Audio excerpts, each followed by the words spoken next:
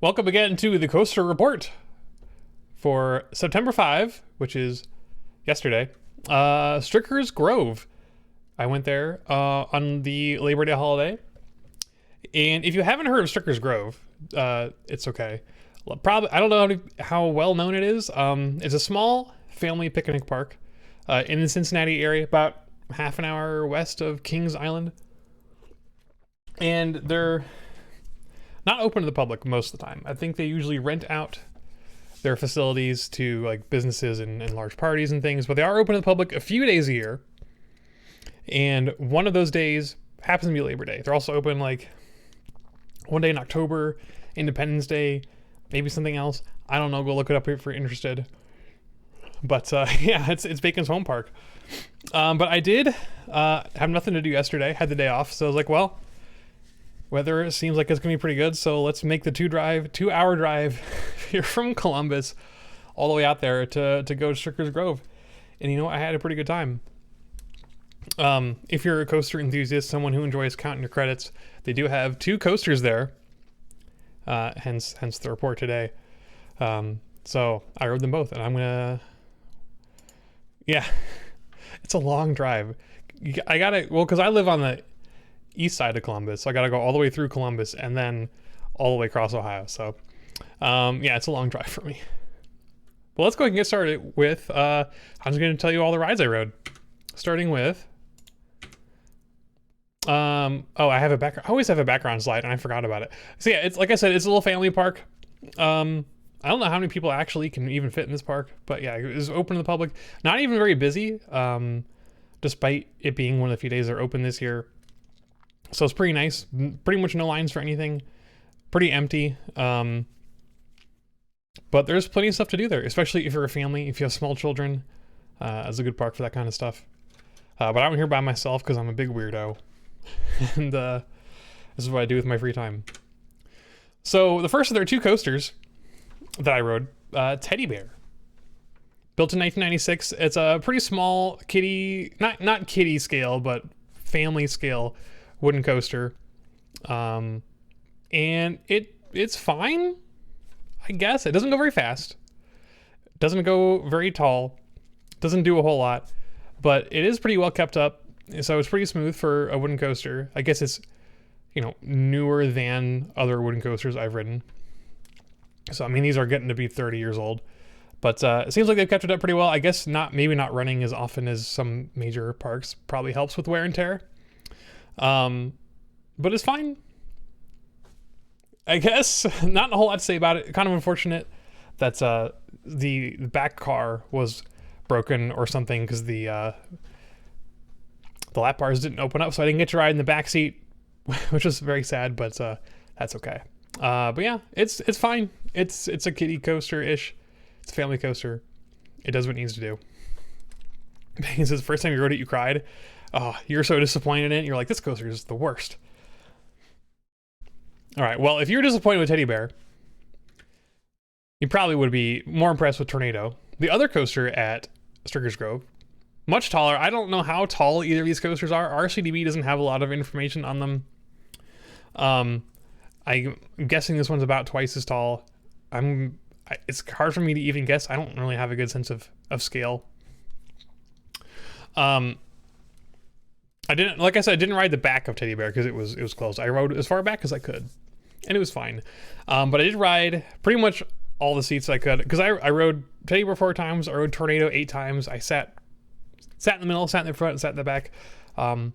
Especially with Tornado, the cars are 3 rows long, so you got to go with the tried and true strategy, sitting in the middle row of the back car to get the best experience because you're not in a wheel seat, but you get all the nice speed and forces of being in the back, because that's the way to do it. We got Tornado, also pretty good. A little bit older than Teddy Bear, but also nicely kept up. Still runs pretty smooth for a Woody. Doesn't do a whole lot of crazy stuff. There is one particular hill where it really jolts you about 2/3 of the way through the ride. You whip over this hill, especially if you're in the back, it really throws you out of your seat. That being said, also fine. A lot of fun. Like I said, I rode this one. I wouldn't ride it 8 times if I didn't like it. So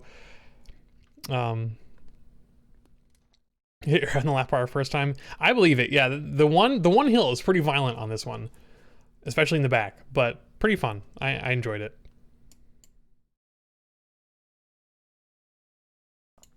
But yeah, for an old Woody, pretty good stuff. I mean, these are very classic rides, right? They don't do anything crazy. They're just like double figure 8 loops. I think both of them are like almost the same layout. Obviously, turning out is a bit taller, but doesn't do anything crazy. But if you want a classic wooden coaster, it's hard to go wrong. So those are the only 2 coasters at Stricker's Grove, but they have a bunch of other rides. They got some kiddie rides, and they've got some flat rides, all like carnival, fairground level stuff. And I decided, you know, I was there. I had a lot of time to kill. Didn't want to try the coasters all day. Let's try some of these other rides out and see how they fared. So, the first non-coaster ride I rode was the pirate ship. And it's a pirate ship. If you've been on a pirate ship before, it's literally the same as every other pirate ship in the universe. As far as, you know, the ones that don't go upside down.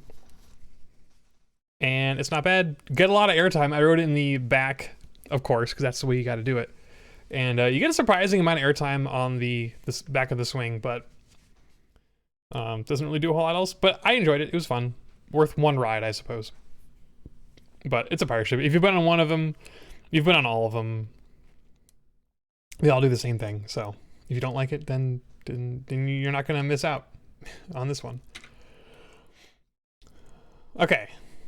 Next up, Electric Rainbow. So this is this type of ride is called a roundup. I hadn't seen one of these in forever. I didn't know these still existed. If you've ever been on a kind of classic rotor style ride, that's basically what this is.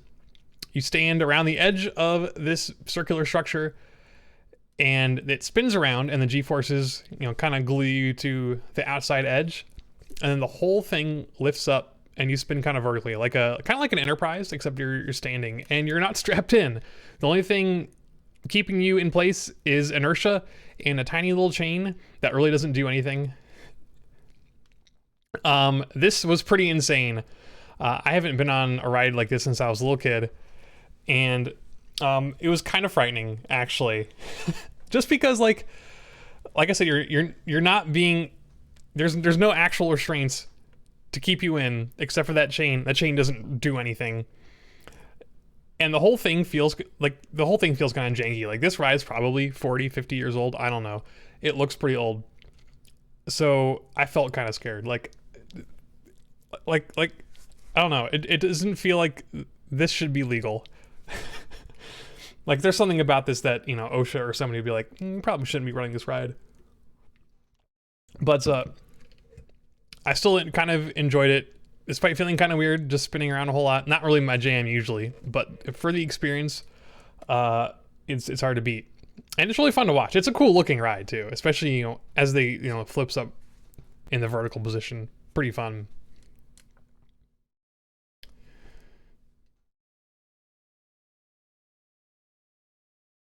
All right. Next up in the flat rides selection is called Tip Top. I don't really know what model this is called. I've never seen anything quite like this before. I don't know if it's the model is called Tip Top or the ride's called Tip Top. Who knows? But so this is another ride where you spin in a big circle, and you're sitting in a little car that also spins in a circle. And then about halfway through the ride, the whole thing also kind of lifts up. It doesn't go very far, but it pushes you pretty forcefully. It really kind of jumps you up. Kind of surprised me when I was on it, because you don't know when to expect it. So, but this one is surprisingly fun. I'm not a huge fan of rides that just spin you around, but since you can control the amount that your little car spins, I didn't go crazy with it because I didn't want to get sick. And the tilting motion was pretty cool. So, you know, a neat little experience, kind of a fun ride. I quite enjoyed it. All right, next up, they got a train ride. It's the tiniest train ride I've ever seen. This thing is adorable. I barely fit in these little cars. And it just goes around the perimeter of the park and around like the parking lot, and there's like some farmland on the other side of it. And it's fine. There's not a lot to see because this park's like in the middle of nowhere.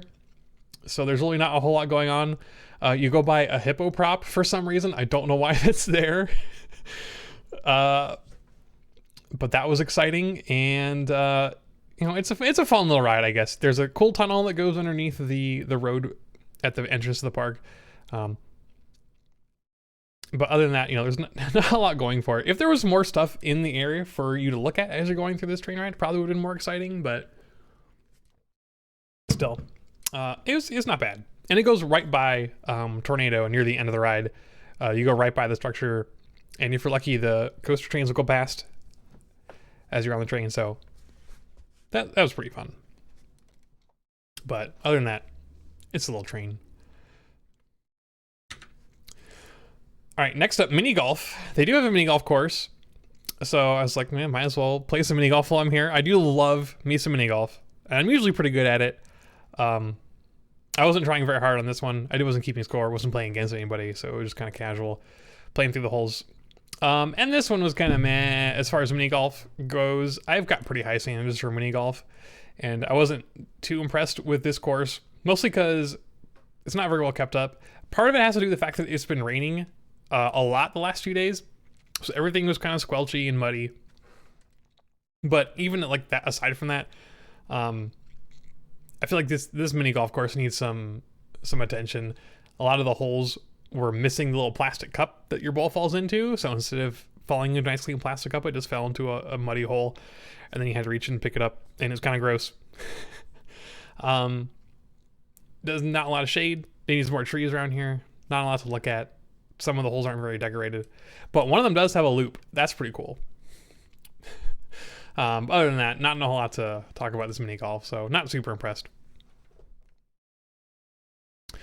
All right, aside from that was all I rode. There are a couple other adult scale rides. There's a scrambler. I don't need to go on a scrambler ever again. There's a carousel. There's a tiny Ferris wheel. Stuff like that. A couple of kiddie rides, which unfortunately I was too large to ride on, so I did not partake in any of the kiddie rides. But like I said earlier, if you've got a family, if you've got little kids, it's a great collection of rides for everyone to enjoy. So yeah. To wrap things up, got my ride rankings. It's been a while since I did the ride ranking slide, but here we go. Starting in last place, mini golf. Like I said, not super impressed with the quality of the mini golf. Hopefully, maybe one day they can get this cleaned up, or maybe go on a day when it hasn't been raining. I don't know, so it's not so muddy. But I feel like the clubs and balls probably needed replaced too. They look pretty old. Pirate ship, it's fine. It's a pirate ship. Nothing too exciting about it. And then the train. Teddy Bear only comes at number 4, which I guess you know, it's a kiddie ride. There's, like I said, even though it's a coaster, there's not a whole lot to it. It was still enjoyable. And there's a reason I rode it 4 times. I still enjoyed my rides on it, but it wasn't as good as Electric Rainbow coming in at number 3. Just for the sheer thrill of feeling like you're going to die. You don't get that in many parks. And then Tip Top, like I said, I had a lot of fun on this one. It's a pretty dumb ride, but I still kind of enjoyed it just for the, you know, the novelty. And then obviously Tornado, number 1. Not really a surprise to anybody. But, you know, a larger scale coaster, it's, you know, got a little bit of thrill to it. So, a good time. Finally, just some general thoughts. Like I said before, it's a nice little park. It's pretty clean, pretty well kept. Everyone there was real friendly. And I think they're used to weirdos like me coming in. The people at the front gate who you pay to go in, one of them was like, "Are you a coaster enthusiast?" I'm like, yeah. Just like I can usually tell. They were really nice. It was a fun time. Yeah, getting those 2 credits, 2 rare credits.